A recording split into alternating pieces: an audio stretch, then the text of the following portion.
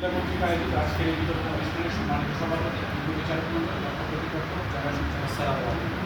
আমাদের আজকের বিতর্কের বিষয়বস্তু হচ্ছে শিক্ষার মানদণ্ড আর্থিক ক্রমক্রমের চেয়ে প্রশিক্ষণে অধিক গুরুত্বপূর্ণ। সঙ্গত কারণে এর বিপক্ষে আমার অবস্থান। মাননীয় সভাপতি শুধু প্রশিক্ষণ থাকলেই হয় না, শিক্ষার মানোন্নয়নের প্রদানকারী ও শিক্ষকদের জীবন মান উন্নয়নের জন্য যদি আর্থিক প্রণোদনা দেওয়া হয় তাহলে শিক্ষকদের কাজের প্রতি আগ্রহ উদ্দীপনা বাড়ে। ভালো পারফরমেন্সের জন্য যদি তাদেরকে প্রণোদনা দেওয়া হয় তাহলে শ্রেণীকক্ষে তারা পাঠদানে আরো যত্নশীল হয়। তাই এই ক্ষেত্রে দেখা যাচ্ছে আর্থিক প্রণোদনাই হচ্ছে শিক্ষার গুণগত মান উন্নয়নের ক্ষেত্রে সরাসরি প্রভাবক হিসেবে কাজ করে মাননীয় মহানগর। বাংলাদেশের প্রেক্ষাপটে শিক্ষকতা হচ্ছে স্বল্প বেতনের পেশা। স্বল্প বেতনের পেশা বিধায় এখানে দক্ষ শিক্ষকেরা খুব সহজে তাদের পেশাকে পরিবর্তন করে থাকে।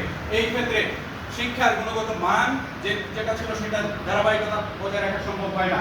এই ক্ষেত্রে যদি আমরা শিক্ষার গুণগত মান ধারাবাহিকতা বজায় রাখতে চাই, দক্ষ শিক্ষক এবং মেধাবী শিক্ষকদেরকে যদি এই পেশায় আকৃষ্ট করতে চাই, প্রণোদনা ব্যতীত সেটার বিকল্প কোনো চিন্তায়ন করা যায় না। আমার বিপক্ষ বন্ধুগণ, প্রশিক্ষণ শুধুই মাত্র জ্ঞান দেয়। এই জ্ঞানকে প্রয়োগ করার জন্য প্রয়োজন হচ্ছে অর্থে। এক্ষেত্রে আপনারা যদি অর্থকেই আপনারা অগ্রাহ্য করেন তাহলে আপনাদের প্রশিক্ষণকে চাঙ্গে তুলে রাখতে হবে। মডারেটর আমার দলের প্রথম পক্ষে একটি প্রশ্ন রেখে গিয়েছিলেন, তাদের কেউ প্রশ্নের জবাব না দিয়ে বরং সেই প্রশিক্ষণের ফিরিস্তি দিয়েই যাচ্ছিলেন। আরে ভাই, সহজ জিনিসটা একেবারে সহজভাবেই বোঝার চেষ্টা করুন। প্রশিক্ষণ অর্থবিহীন প্রশিক্ষণ তো হচ্ছে মাথাবিহীন, দেখেন নাই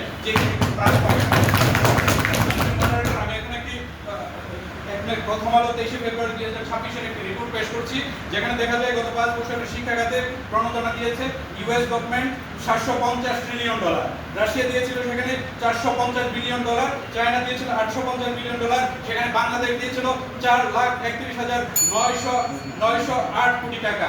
এই বিলিয়ন ট্রিলিয়ন বিলিয়ন টাকার সিংহভাগই ব্যয় হয়েছিল প্রশিক্ষণের ক্ষেত্রে।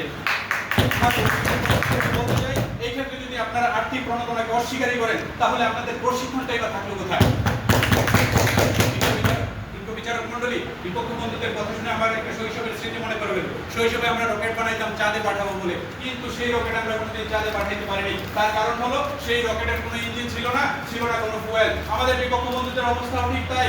তারা শিক্ষার মান উন্নয়নের একমাত্র ফুয়েল হচ্ছে অর্থ।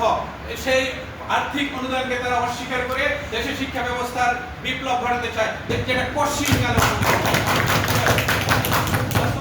বলতে হয়। আমরা আজকে যেখানে দাঁড়িয়ে বিতর্ক করছি এটা হচ্ছে একটি শিক্ষা প্রতিষ্ঠান যেখানে প্রশিক্ষণ দেওয়া হয়। এখানে যদি আর্থিক প্রণোদনা না থাকে তাহলে এই যে এখানকার লজিস্টিক সাপোর্ট এবং মেইনটেনেন্স কিভাবে করবেন সেটা তাদের কাছে প্রশ্ন রেখে গেলাম। খাতিরে তর্ক নয়, আসল একই প্ল্যাটফর্মে দাঁড়িয়ে এই কথা স্বীকার করে নেই শিক্ষার গুণগত মান উন্নয়নের প্রশিক্ষণ নয় বরং অর্থনৈতিক বা আর্থিক অনুদানই হচ্ছে প্রধান ভূমিকা রাখে। ধন্যবাদ সভাপতি, ধন্যবাদ।